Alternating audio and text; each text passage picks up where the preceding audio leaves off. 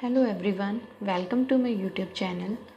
Today I am going to share my experience with you about how to teach and what to teach a kid in a playgroup. Most probably the parents 2 और 2.5 years के बच्चे को playgroup में admission करवाते हैं and at that age a kid is unknown to everything around them.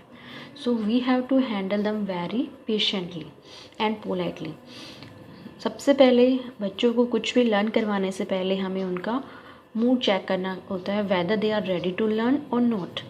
So if they are ready to learn तब उन्हें धीरे धीरे करके हम लर्न करवाना सिखाना शुरू करते हैं.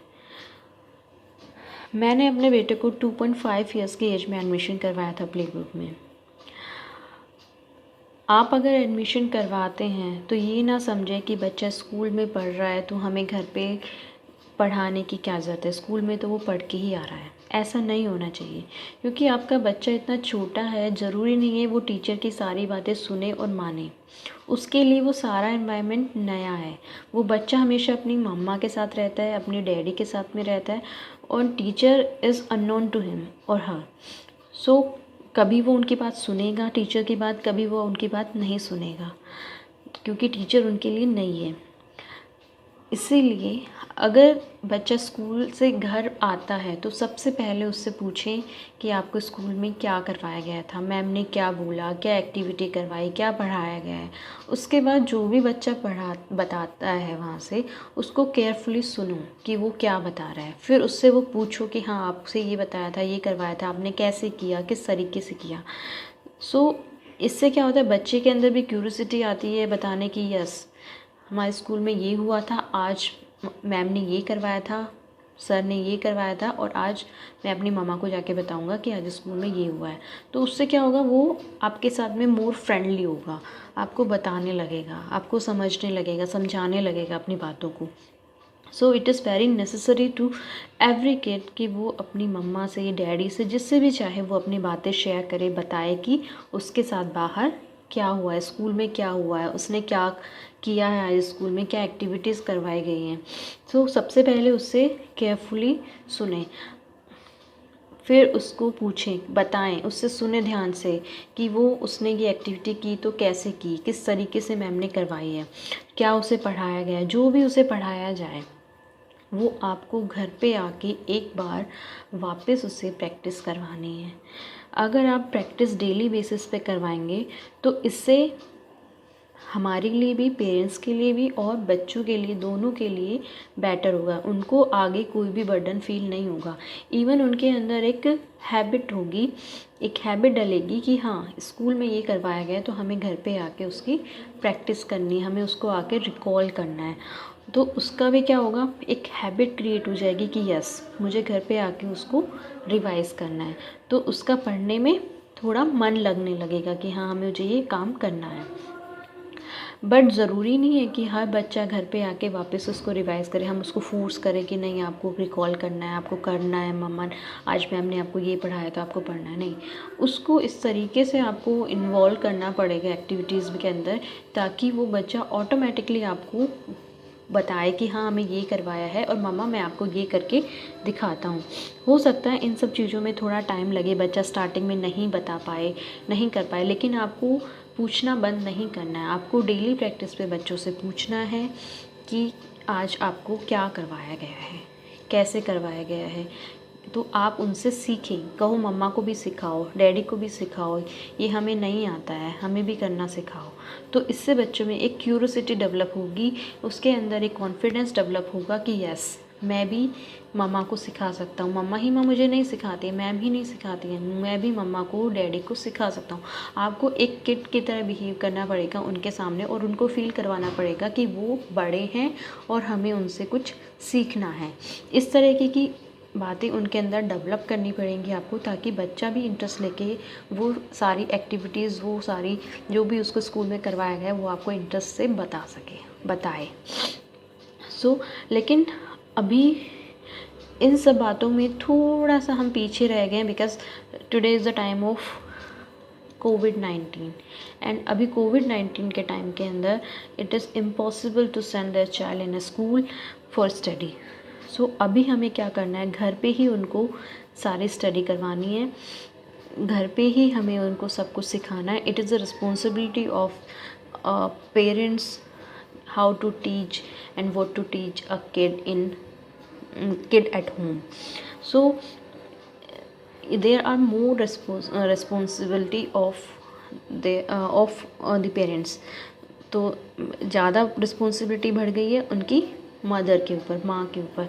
सो अगर स्कूल ओपन नहीं होती हैं और हमें घर में ही पढ़ाना है और आपका बच्चा अब 2 और 2.5 ईयर की एज में आ चुका है और आप चाहते हैं कि अब उसको आप प्ले ग्रुप की स्टडी करवाना स्टार्ट करें, तो उसी के लिए मैंने कुछ यहाँ पे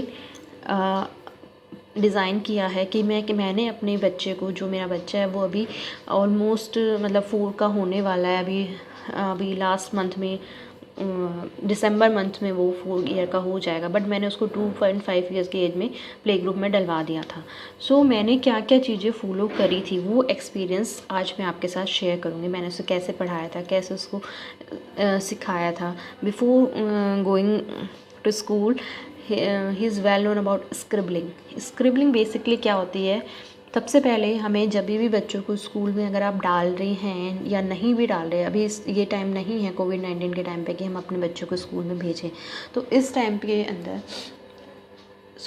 के अंदर आप क्या करेंगे, अपने बच्चों को घर, अगर आप स्कूल नहीं भेजना चाहते हैं, घर पे ही रखना चाहते हैं या ऑनलाइन स्टडी भी नहीं करवाना चाहते हैं, आप खुद से ही प्रैक्टिस करवाना चाहते हैं, तो मैं इस वीडियो के अंदर कुछ मटेरियल आपको शेयर करूँगी और आगे आने वाली वीडियोज़ में भी मैं आपको स्टेप बाय स्टेप कुछ मटेरियल शेयर करूँगी ताकि आप अपने बच्चे को प्ले ग्रुप, नर्सरी और अदर क्लासेस की स्टडी जो है वो घर पे ही करवा सकें। स्टेप बाय स्टेप ये मैं क्लासेस लेती रहूँगी, बताती रहूँगी और उसके थ्रू मैं आपको बताऊँगी किस तरीके से पढ़ाना है और आपको अपने बच्चे को क्या क्या सिखाना है in play group. Today we'll learn first of all आपको क्या करना होगा, स्क्रिबलिंग सिखानी होगी अपने बच्चों को। स्क्रिबलिंग का मतलब क्या होता है, बेसिकली आपको एक पेपर लेना है, एक पेंसिल लेनी है और अपने बच्चे को होल्ड करवानी है। पेंसिल को होल्ड करवाने के बाद आप उससे कहिए कि आपको जो मन आता है, जैसा मन आता है आप इसमें ड्रॉ करो। आप उस कुछ भी करो, कुछ भी लाइन, कुछ भी आपको बनाना है, सर्कल, जो भी आप चाहो वो आप इसके अंदर ड्रॉ करो। तो आपको क्या करना है, सबसे पहले जैसे ही आपको लगता है कि बच्चा हाँ अभी उसने प्ले कर लिया है, उसने सारा उसका काम आज का फिनिश हो गया है, उसने प्ले भी कर लिया, प्ले करके भी वो थक गया है, उसने खाना भी खा लिया है and he is energetic now, तो आप क्या करेंगे, उसके लिए उसको एक पेपर या एक नोटबुक ऐसी लाइए जो वो वाइट कलर शीट्स होती हैं, तो उसके अंदर आप क्या करेंगे, उसको एक पेंसिल देंगे और वो शीट देंगे और उसके अंदर उसको बच्चों को ड्रॉ करवाएंगे, जो भी वो ड्रॉ करना चाहता है। आप 10 to 15 डेज़ तक आप इसको प्रैक्टिस करवाएंगे, उसको खुद से प्रैक्टिस करने देंगे, आप प्रैक्टिस करवाएंगे उसको, ताकि उसको पेंसिल होल्डिंग करना आए। पेंसिल कैसे होल्ड करते हैं, पेंसिल कैसे पकड़ते हैं, उसको पेंसिल होल्ड करना है। जैसे ही बच्चा पेंसिल होल्ड करना सीख जाएगा, now he is able to draw a line. तो अब क्या होगा, जैसे ही वो पेंसिल होल्ड करना सीख गया, उसने स्क्रिबलिंग सीख ली कि हाँ स्क्रिबलिंग इस तरीके से होती है, हम लोग स्क्रिबलिंग ऐसे कर सकते हैं, बच्चा पेंसिल अच्छे से होल्ड कर पा रहा है। तो कम से कम भी आपको 10 to 15 डेज़ उसको डेली ये प्रैक्टिस करवानी है।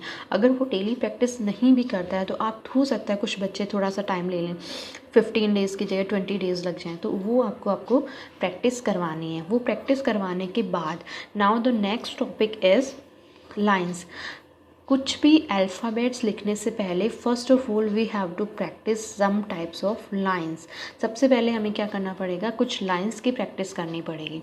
लाइन्स बेसिकली क्या होती है, लाइन से क्या होगा, अगर आप लाइंस और कर्व्स अच्छे से बनाना सीख जाएंगे तो इससे क्या होगा, आपको कोई भी अल्फ़ाबेट्स है, कोई भी नंबर्स हैं, कोई भी हिंदी में के जो अक्षर हैं, वो क्या होगा, बनाना इजी रहेगा, बनाना अच्छा होगा और आपकी राइटिंग स्किल भी बहुत अच्छी होगी। तो सबसे पहले आपको क्या करना पड़ेगा, लाइंस की प्रैक्टिस करनी पड़ेगी। तो लाइंस की बेसिकली क्या होता है, यहाँ पे डिफरेंट टाइप ऑफ लाइंस होती हैं। सबसे पहले मैंने यूज़ किया है स्टैंडिंग लाइन। स्टैंडिंग लाइन में क्या होता है, बेसिकली हम लोगों को इस तरीके से उनको कुछ ड्रॉ करके देना पड़ेगा, या आप कोई वर्कशीट यूज़ कर सकते हैं जिसके अंदर ऑलरेडी ये ड्रॉ की हुई होती है। तो हमें क्या करना होगा, सबसे पहले स्टैंडिंग लाइन के अंदर जैसे हमने ये डॉट्स बना दिए हैं, अब इन डॉट्स को हम लोग इस तरीके से ये मैच करेंगे। तो ये क्या हो गई है, स्टैंडिंग लाइन बन गई है। इसी तरीके से इनको हमने मैच कर दिया, तो ये इस तरीके से बच्चों को ये स्टैंडिंग लाइन बनाना आना चाहिए। तो सबसे पहले हम लोग क्या करेंगे, जैसे हमने पहले छोटी लाइंस के लिए उनको छोटी लाइंस ड्रॉ करके दे दी, पहले छोटी लाइंस की प्रैक्टिस करवाई, जैसे छोटी लाइंस की प्रैक्टिस होगी वैसे थोड़ी सी बड़ी कर दी, फिर थोड़ी और बड़ी कर दी। इस तरीके से हम लोग उनको स्टैंडिंग लाइन की प्रैक्टिस करवाएंगे। जैसे हमारी स्टैंडिंग लाइन हो गई, बीच बीच के अंदर दूसरी लाइन भी हम लोग स्टडी करते रहेंगे। जैसे कि नेक्स्ट लाइन होती है हमारी स्लीपिंग लाइन। तो कुछ स्लीपिंग लाइन्स में हम क्या करेंगे, ये डोर्स होते हैं, ये स्टैंडिंग लाइन हमेशा वर्टिकली हमें बनानी होती है, स्लीपिंग लाइन हमें हॉरिजॉन्टली बनानी होगी। तो इस तरीके से हमने इसको मिला दिया डॉट्स को, यहाँ पे इन डॉट्स को बना ली। इस तरीके से हम लोग क्या करेंगे, इन डॉट्स को मिला देंगे। तो ज़रूरी नहीं है कि बच्चा पहली बार के अंदर ये पूरा कम्प्लीटली एकदम स्ट्रेट लाइन ही ड्रॉ करे। हो सकता है वो 10 डेज़ तक नहीं करे, 15 डेज़ तक नहीं करे, धीरे धीरे धीरे धीरे ग्रेजुअली क्या होगा, वो थोड़ी सी स्ट्रेट लाइन करेगा, फिर थोड़ी और करेगा, फिर थोड़ी और करेगा। इस तरीके से बच्चा करेगा। एक बार में अगर वो स्ट्रेट लाइन नहीं ड्रॉ कर रहा है तो डोंट फोर्स देम, उनको फोर्स करने की ज़रूरत नहीं है आपको, वो धीरे धीरे धीरे धीरे करके करने लगेगा। हाँ, अगर आपको बहुत टाइम हो जाता है फिर भी बच्चा नहीं करता है, तो वो आप क्या करोगे, उसको प्रैक्टिस करवाओगे थोड़ा थोड़ा करके। अगर वो बड़ी लाइन एक बार में ड्रॉ नहीं कर पा रहा है तो थोड़ी सी लाइन लीजिए, छोटी सी लाइन बनाइए, उसमें प्रैक्टिस करवाइए। जैसे ही कोई थोड़ी छोटी लाइन को प्रैक्टिस करना लग जाए सही तरीके से, फिर उसको थोड़ा सा और बढ़ा दीजिए। इस तरीके से आपको ग्रेजुअली इंक्रीज़ करते जाना है लाइन को और इस डॉट्स को, और इस तरीके से आपको लाइन ड्रॉ करवानी है। नेक्स्ट लाइन इस होती है slanting line. Slanting line is basically just like this.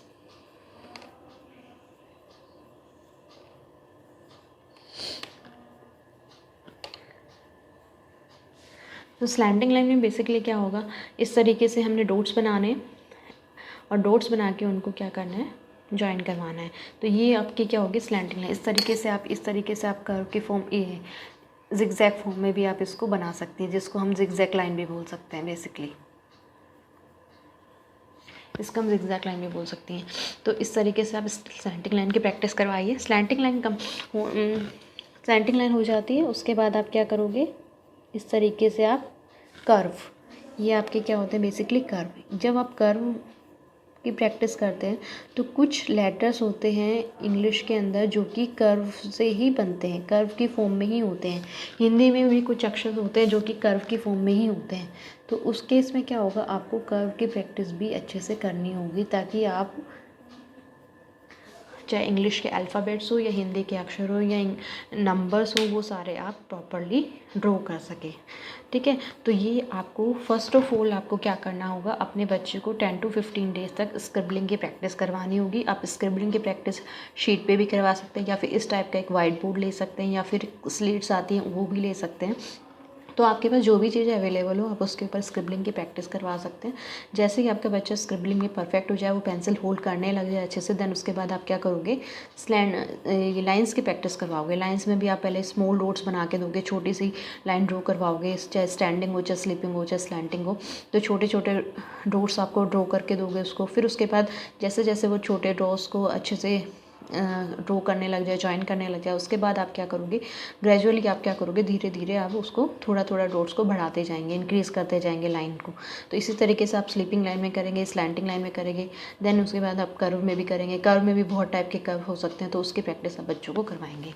तो ये बेसिकली क्या होता है, स्टार्टिंग स्टेप्स होते हैं। आप बच्चे को अगर प्ले ग्रुप में डाल रहे हो तो सबसे पहले आपको बच्चे को ये सब चीज़ें आपको सिखानी होंगी, स्क्रिबलिंग सिखानी होगी, लाइन सिखानी होगी, ताकि बच्चा उस चीज़ के लिए जब वो अल्फ़ाबेट लिखना स्टार्ट करे या हिंदी के अक्षर लिखना स्टार्ट करे या नंबर लिखना स्टार्ट करे, तो वो उस चीज़ से हैबिचुअल हो कि हाँ ये लाइन खींचनी है, स्टैंडिंग लाइन खींचनी है, तो यस उसे पता हो कि स्टैंडिंग लाइन इस टाइप से होती है, ऐसे हम स्टैंडिंग लाइन खींचते हैं, और वो परफेक्टली उसको बना सकें। अगर आपको मेरा ये वीडियो अच्छा लगा हो तो please do share and subscribe my video. Thank you.